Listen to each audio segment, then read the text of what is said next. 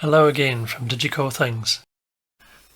Recently, a kind gentleman, Leslie Anderson, donated some PLCC packaged CPUs for future projects.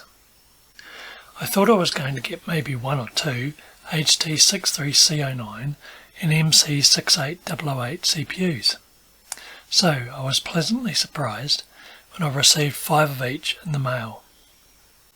As a fan of Motorola microprocessors, I didn't even know that Camtasia had released some PLCC packaged variants of their HD6309, which is, of course, an enhanced version of the Motorola 6809.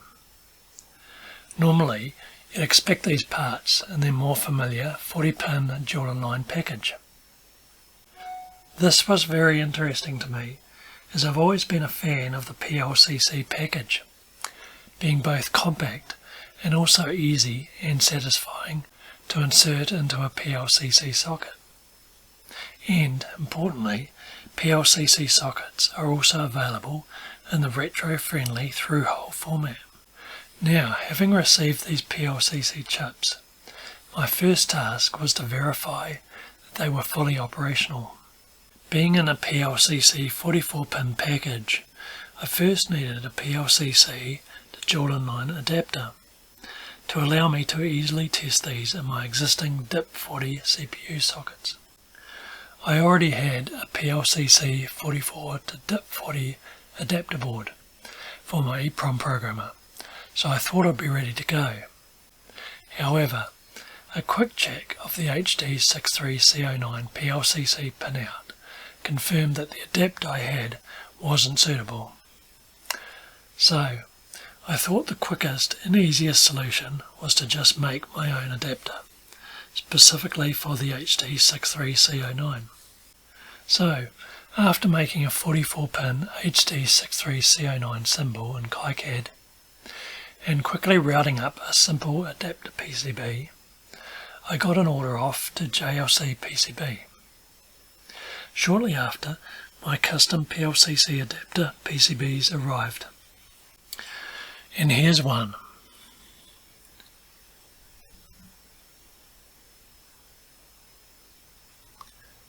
Next step is to assemble one. Specifically, assemble with round pin PCB headers, so that also fit nicely in the round pin CPU IC socket on my MECB 6809 CPU card. This was also an interesting soldering job, as the pins of the DIP40 header were interlaced with the PLCC 44 socket pins, and each had to be soldered on opposite sides of the PCB. So let's get this adapter assembled.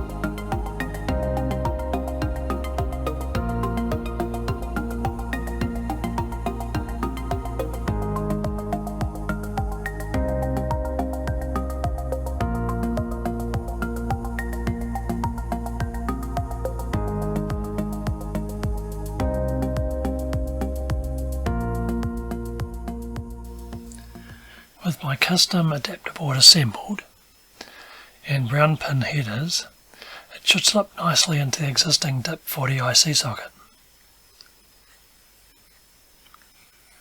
So let's grab my CPU card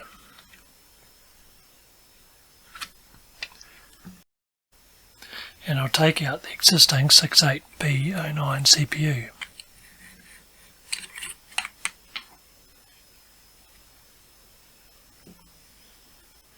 And the adapter board should slip nicely in its place. Nice.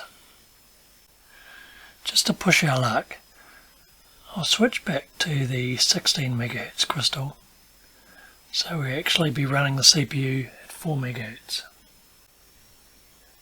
which will actually be overclocking the CPU at 4 MHz when it's a 3 MHz rated CPU. So let's get one of our PLCC chips out.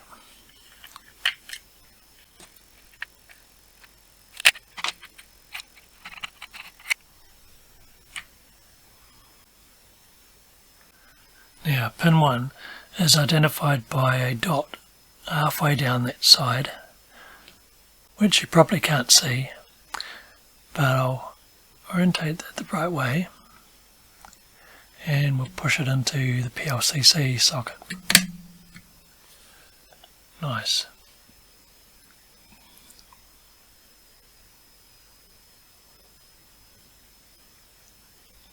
Now let's plug it back in and we're ready to apply power.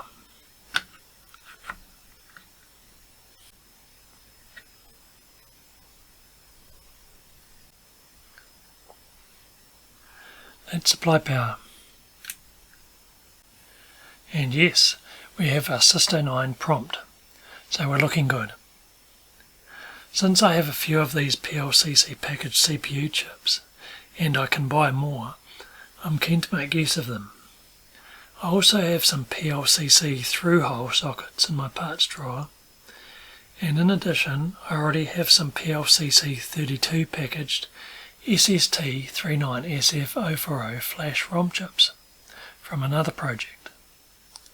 So I'm thinking I might be able to take advantage of the PLCC space saving to make a nice PLCC based CPU card which combines the existing CPU card with the 1 MB ROM expansion card. This would then feature 3 socketed PLCC chips for a nice looking card. So I think I'll add that project to my to-do list. Then of course there are the 68008 CPUs also received from Leslie in PLCC 52 packages. Now I already have some 68008 CPUs in the relatively large DIP48 package, and I've already started on an MECB 68008 CPU card design. But now that I have some of the more compact PLCC packaged 68008 CPU chips, it certainly will make more sense to design our MECB CPU card around the more compact PLCC package. Through-hole socketed, of course. Well, that's all I have for this short video, but lots to do. That's it. Thanks for watching.